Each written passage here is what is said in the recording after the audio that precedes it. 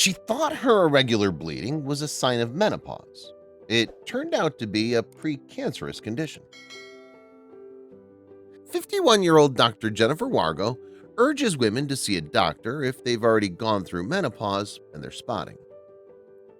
Dr. Jennifer Wargo, who has a career in cancer research and treatment, suspected her irregular bleeding was just part of menopause. Dr. Wargo, the co-leader of the Melanoma Moonshot, part of MD Anderson's program for innovative microbiome and translational research, initially didn't suspect that anything was wrong. The 51-year-old was perimenopausal, and it was normal for women to sometimes experience some spotting or irregular periods as they transition into menopause. I've been busy working, treating patients with cancer, doing research, and taking care of my kids and started to have symptoms, she told Today. I was like, maybe this is just normal menopause. But the bleeding didn't stop. It went on for weeks, from 3 to 6 weeks.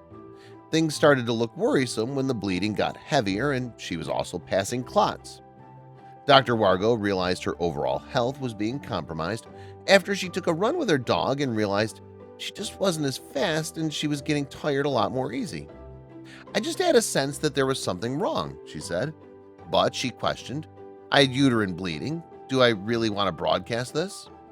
The melanoma surgical oncologist continued, I actually did because people need to know about this, and because not only are people not aware about it, brushing this off as normal menopause and not getting treated, there's also a lack of funding to study this.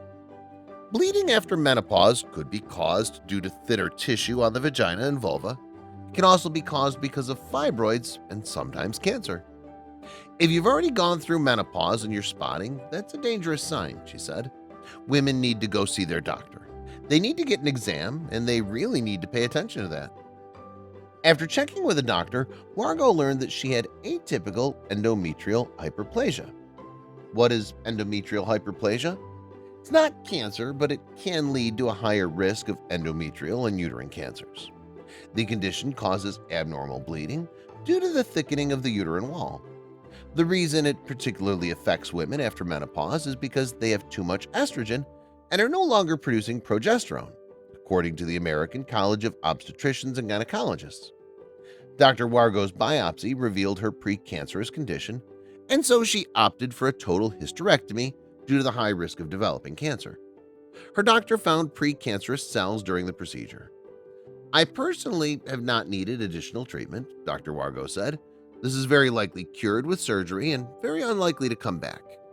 She believes in going for regular checkups at least once in 6 months. That's the thing about this type of condition, either precancerous or early cancer. If you catch it early, you can be cured with surgery, she said. She urges other women to also get checked with normal cancer screenings, such as pap smears, mammograms, PSA tests, and mole checks. People shouldn't be afraid. I can tell you that I was terrified, absolutely, because of what I've seen with my mom, what I've seen with my patients, Wargo said.